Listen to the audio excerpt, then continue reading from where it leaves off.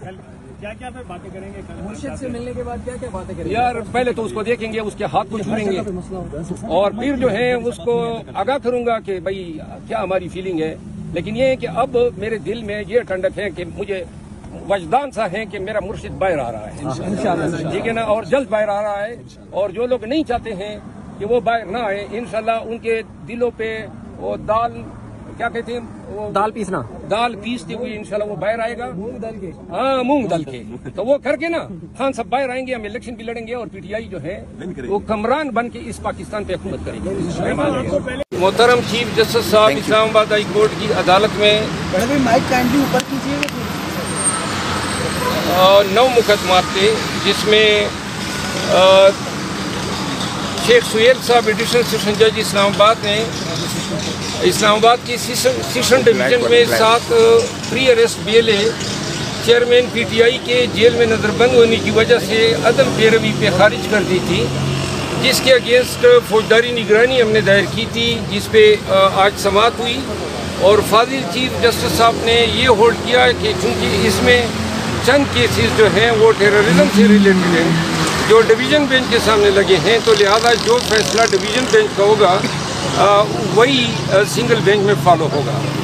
آج ہی chief justice صاحب کے سامنے میں نے سائفر کیس میں جو لا منسٹری کی نوٹیفیکیشن ہے، جس میں انہوں نے مقدمے کی سماعت اسلام آباد سے اٹک جیل منتقل کرنے کا حکم کیا ہے، اور جس کو میں نے چیلنج کیا تھا، اس پہ دلائل جزوی طور پہ ہوئے. عدالت کے سامنے میرا استدلال تھا کہ ایسا کوئی قانون نہیں ہے جس کے تحت وزارت قانون یا کوئی این او سی دے سکتی ہے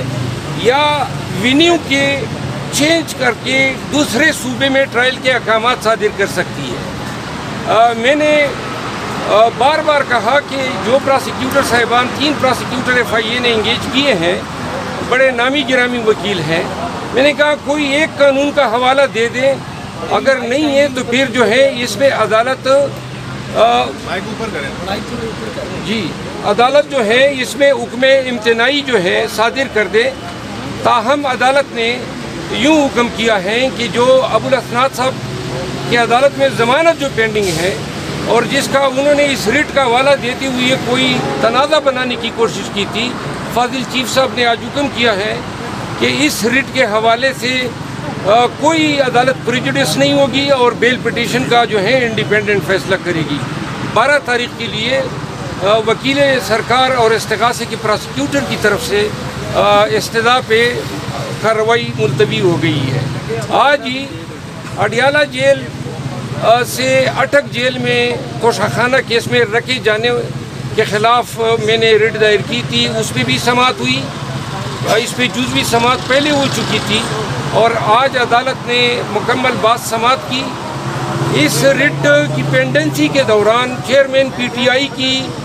جو سزا تھی وہ معطل ہو گئی، تو لہذا اس کا جیل میں سٹیٹس جو تھا وہ کنوکٹ یا قیدی کے بجائے انڈر ٹرائل پرزنر کا ہو گیا ہے، اور اسی لیے جیل کے جو رولز ہیں وہ اس پہ اب انڈر ٹرائل پرزنر کے رول کا اطلاق ہوتا ہے. رول 225 میں 2018 میں ترمیم کی گئی، جس کی روح سے 3 کلاسز بنائی گئی. اس میں ایک پولیٹیکل کلاس ہے، چیئرمین پی ٹی آئی پولیٹیکل کلاس میں فال کرتے ہیں. پرسوں بارش ہوئی، تیز ہوا چلی، چیئرمین پی ٹی آئی جس سیل میں تھے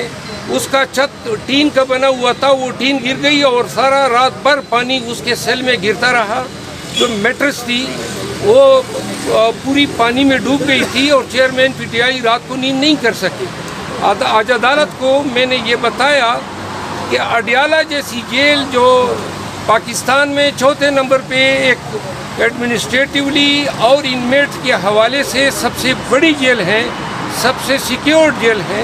جس میں اے بی اور پولیٹیکل کلاس کی فیسیلیٹیز ہیں، جس میں اپنا اسپتال ہے، جس میں ڈاکٹرز ہیں. چونکہ یہ فیسیلیٹیز چیئرمین پی ٹی آئی کو ڈینائی کرنی ہے، تو اس وجہ سے سیکیورٹی کا بہانہ بنا کے اٹک جیل جو ہے وہاں پہ ان کو رکھا گیا ہے. اس پہ ویلاگ کیا تھا سمیع ابراہیم نے کہ جی بہت سارے نامعلوم اس جیل میں ٹھہرے ہوئے ہیں، تو لہذا خان کی زندگی کو جو ہے شدید خطرات لاحق ہیں، اور اس وجہ سے چیئرمین پی ٹی آئی کو جو ہے فوراً سے پیشتر اڈیالہ جیل منتقل کرنے کا حکم صادر کیا جائے۔ عدالت نے دونوں طرفین کی بات سننے کے بعد مقدمے میں حکم ریزرو کر لیا ہے۔ امید ہے 1-2 ایام میں یہ فیصلہ آ جائے گا۔ آج ہی آنریبل جسٹس بابر ستار صاحب کی عدالت میں شاندانہ گلزار اور شہریار افریدی کی طرف سے جو کیسز 3 MP کے میں نے چیلنج کیے تھے اس پہ سماعت ہوئی۔ بابر اعوان صاحب بھی موجود تھے۔ آج کی سماعت کا خلاصہ یہ ہے کہ آج یہ انکشاف ہوا کہ اسلام آباد کی حکومت یعنی جو گورنمنٹ ہے اسلام آباد کی جو چیف کمشنر کے نام سے عموماً جانی جاتی ہے، یہ 1980 میں اس وقت کے مارشل ایڈمنسٹریٹر جو ڈکٹیٹر تھے ضیاء الحق صاحب، انہوں نے ایک حکم نامہ صادر کیا تھا اور ایک چیف کمشنر کو کچھ اختیارات دیے تھے، لیکن بعد میں آئین میں تبدیلیاں ہوتی گئی اور اب جو ہے اسلام آباد کے تمام ایگزیکٹو، انتظامی اور لیجسلیٹو معاملات وفاقی حکومت کے پاس ہیں۔ تو لہذا آج یہ انکشاف ہوا کہ جو AMPO کے تحت جو احکامات ڈپٹی کمشنر صادر کر رہا ہے وہ قانون 1965 میں بنا تھا جب اسلام آباد بنا ہی نہیں تھا، نہ اسلام آباد کا کوئی انتظامی ڈھانچہ تھا، نہ کوئی اسلام آباد کا ڈپٹی کمشنر تھا، نہ کوئی ضلع تھا۔ تو لہذا یہ اختیارات کب DC اسلام آباد کو کس نے تفویض کیے، اس کا جواب ڈپٹی کمشنر اور چیف کمشنر اسلام آباد آج عدالت میں نہ بتا سکے۔ اس پر عدالت نے حیرانگی کا اظہار کیا، اٹارنی جنرل کو نوٹس دیا ہے، امائکس کیوری مقرر کیے ہیں اور ڈپٹی کمشنر کے خود ساختہ اختیارات 3 MPO کے تحت پابندی لگا دی ہے کہ اب وہ اسلام آباد میں کسی بھی شہری کے خلاف، کسی بھی آدمی کے خلاف 3 MPO کے تحت اختیارات ایکسرسائز نہیں کرے گا، اور ساتھ ہی چیف کمشنر پہ قطعاً لگا دیے کہ وہ اب کوئی اختیارات تفویض بھی نہیں کرے گا۔ آج ہی میں نے عدالت کو یہ بھی بتایا، جس پہ عدالت نے جو ہے اپنی ناراضگی کا اظہار کیا کہ شاندانہ گلزار کے موبائل ابھی تک واپس نہیں کیے گئے ہیں، جس پہ SSP آپریشن نے کہا کہ میں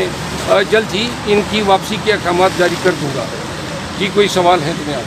آپ اور اب جو ہے اسلام آباد کے تمام ایگزیکٹو، انتظامی اور لیجسلیٹو معاملات وفاقی حکومت کے پاس ہیں۔ تو لہذا آج یہ انکشاف ہوا کہ جو AMPO کے تحت جو احکامات ڈپٹی کمشنر صادر کر رہا ہے وہ قانون 1965 میں بنا تھا جب اسلام آباد بنا ہی نہیں تھا، نہ اسلام آباد کا کوئی انتظامی ڈھانچہ تھا، نہ کوئی اسلام آباد کا ڈپٹی کمشنر تھا، نہ کوئی ضلع تھا۔ تو لہذا یہ اختیارات کب DC اسلام آباد کو کس نے تفویض کیے، اس کا جواب ڈپٹی کمشنر اور چیف کمشنر اسلام آباد آج عدالت میں نہ بتا سکے۔ اس پر عدالت نے حیرانگی کا اظہار کیا، اٹارنی جنرل کو نوٹس دیا ہے، امائکس کیوری مقرر کیے ہیں اور ڈپٹی کمشنر کے خود ساختہ اختیارات 3 MPO کے تحت پابندی لگا دی ہے کہ اب وہ اسلام آباد میں کسی بھی شہری کے خلاف، کسی بھی آدمی کے خلاف 3 MPO کے تحت اختیارات ایکسرسائز نہیں کرے گا، اور ساتھ ہی چیف کمشنر پہ قطعاً لگا دیے کہ وہ اب کوئی اختیارات تفویض بھی نہیں کرے گا۔ آج ہی میں نے عدالت کو یہ بھی بتایا، جس پہ عدالت نے جو ہے اپنی ناراضگی کا اظہار کیا کہ شاندانہ گلزار کے موبائل ابھی تک واپس نہیں کیے گئے ہیں، جس پہ SSP آپریشن نے کہا کہ میں جلد ہی ان کی واپسی کے احکامات جاری کر دوں گا۔ جی کوئی سوال ہے تو میں آپ سے۔ مراد صاحب، آپ کو عمران خان کے ساتھ ملنے کی اجازت مل گئی اس حوالے سے بتائیں۔ جی مجھے عمران خان صاحب سے ملنے کے لیے بہت سارے لوگ رکاوٹیں بنی ہوئے ہیں۔ آج میں نے چیف جسٹس صاحب کو آگاہ کیا کہ میں ملنا چاہتا ہوں، حکام موجود ہیں، ان کو ہدایت دے، تو چیف صاحب نے وکیل سرکار کو ہدایت کی ہے کہ میری ملاقات کل کے لیے فیسیلیٹیٹ کرا دیں۔ میں ان سے رابطہ کروں گا، اس کے بعد جو ہے کل میرا ارادہ ہے چیئرمین PTI سے ملاقات کرنا۔ سائفر کیس کے اہم سوال ہے، کیا آپ کو لگتا ہے کہ کل ضمانت ہو جائے گی خان صاحب کی سائفر؟ اور اس میں سر آپ نے دائرہ اختیار کو چیلنج بھی کیا ہوا ہے، کیا وہ درخواست آپ واپس لے رہے ہیں؟ اگر آپ واپس نہیں لیتے تو کیا اسپیشل عدالت میں کارروائی آگے بڑھتی ہوئی نظر آ رہی ہے آپ کو؟ جی میں نے آپ کو بتا دیا کہ آج یہی نقطہ میں نے عدالت کو گوشتگزار کیا، ہائی کورٹ کو، کہ جو یہ ریٹ ہے، ریٹ کی پینڈنسی کے ساتھ ٹرائل کورٹ کا کوئی سروکار نہیں ہونا چاہیے۔ عدالت نے اسے اتفاق کرتے ہوئے اس کو منع کر دیا ہے کہ یہ ریٹ کی پینڈنسی جو ہے اس کے آپ کا کوئی تعلق نہیں ہے، آپ اپنی بیل کی پٹیشن ڈیسائیڈ کر دیں۔ سر خان صاحب کے سیل میں جس طرح پانی جاتا رہا اس دن جب رات کو بارش ہوئی ہے، تو سر اس حوالے سے چیف جسٹس صاحب کہ یہ چیف جسٹس اسلام آباد ہائی کورٹ نے کیا کہا سر جب آپ نے ان سے یہ گزارش کی کہ ان کے ساتھ یہ مسئلہ ہو رہا ہے، ان کو شفٹ کیا جائے؟ میں نے تو اس کو آگاہ کر دیا ہے کہ یہ حالات ہے، چھت ٹپک رہی ہے، بارش کا پانی جو ہے وہ اس کے میٹرس میں سارا جو ہے سمو گیا، تو لہذا یہ حالات ہیں پاکستان کے سابق وزیر اعظم کی۔ وہ آپ سب یہ سوچیں نا، حکومت کو کیا پڑی ہے، یہ اٹک جیل میں مزید ہے، اڈیالہ نہیں لا رہی ہے،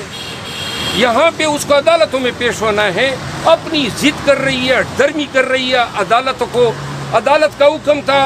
ابو الاسناد صاحب کا کہ 30 تاریخ کو ادھر پیش کریں، وزارت قانون درمیان میں ٹپک پڑی کہ جی ہم یہ حکم کرتے ہیں کہ آپ اٹک جیل چلے جائیں۔ اٹک جیل، یہ اٹک دوسرے صوبے میں ہے، اسلام آباد ایک جداگانہ حیثیت ہے آرٹیکل 1 کے تحت، تو لہذا اسلام آباد کے مقدمات ملزمان کو پنجاب کی حکومت یا ان کے سرکاری افسران اپنے حکم ناموں سے اسلام آباد سے نہیں لے جا سکتے ہیں۔ یہ معاملہ جو ہے انشاءاللہ جلدی، یہ جو آج آرڈر ریزرو ہوا ہے اس سے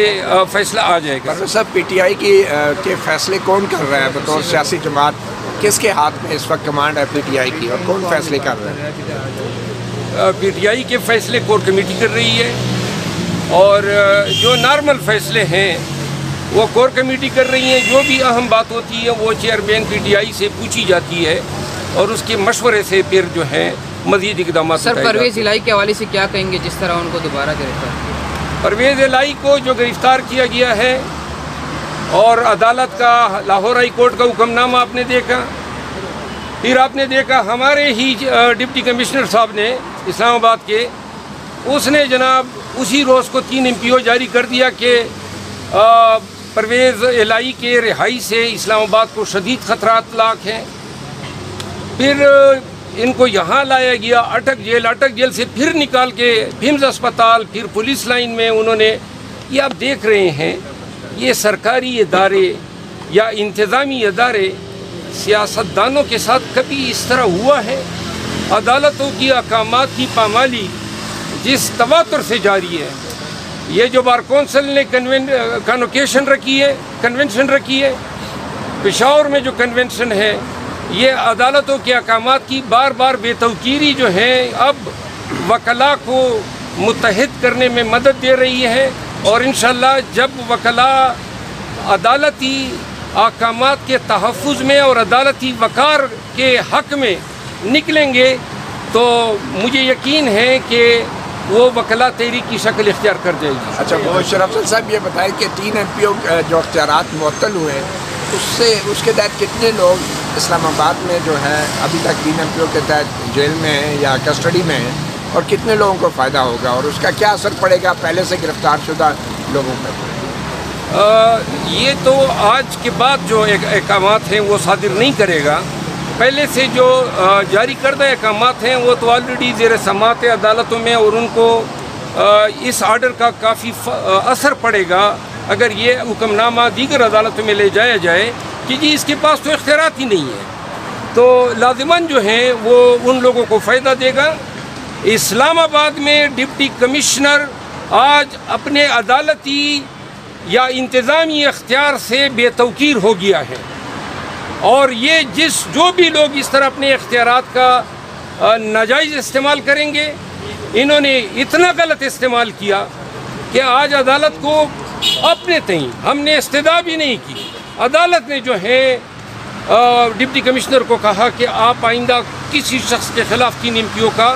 کوئی آرڈر جاری نہیں کریں۔ اس آرڈر کے خلاف اپیل ہو سکتی ہے؟ یہ انٹرم آرڈر ہے، کوئی اپیل نہیں ہو سکتی ہے۔ آپ کی NC بھی مجھے سمجھ آ رہی ہے۔